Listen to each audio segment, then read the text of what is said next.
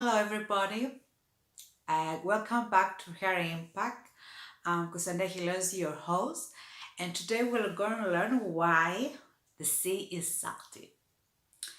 Now, I don't know about you, but when I was a child, there was this tale. The teacher was saying why the sea was salty, and it went like that. So there was this big ship that had a cargo of salt.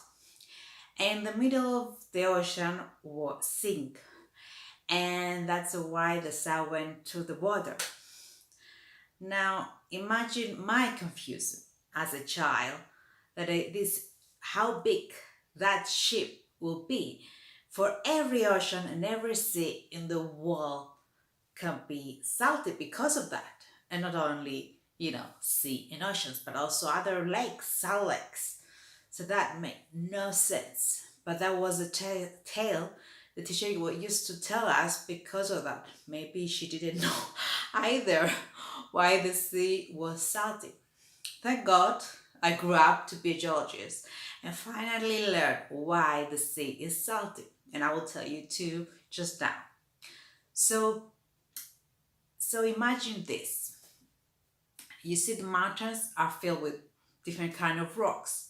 Now, when it rains and this different temperature, like cold and frost and heat, so all these conditions, weather conditions, make rocks to break to little pieces and to be eroded.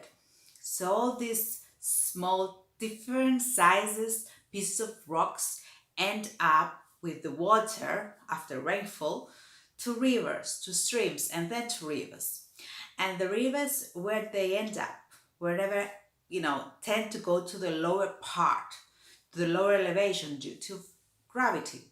So the water of the rivers with these small pieces and all the chemistry every rock has end up to seas and oceans and lakes.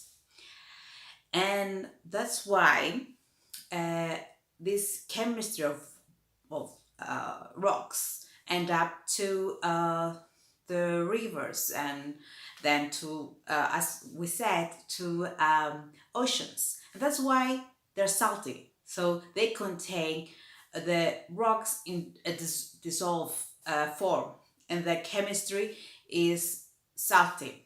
That's why the oceans are salty because of rocks, eroded rocks, and dissolved pieces of rocks in them in the water, and that's why. So it's not because of any ship or anything. So that's important because not only just to learn why it's salty, but because some of the plants they actually eat what the the rivers bring, and the every underground vegetation eats them and they bloom. And some years ago, there was this study that observed that we can actually solve all the emissions when we feed iron, which iron is a very common, let's say, elements to the rocks. These plants in the ocean, so they bloom and they can absorb emissions and CO2. So that is actually very interesting science of the ocean and how the ocean cycles and the water actually cycles, moves, and the continents and the rocks feed the ocean. So that's very interesting thing to study. So now you know why the sea is actually salty and not because of any rock or anything. So thank you for being with me again in Here Impact. I'll see you next episode with another interesting subject.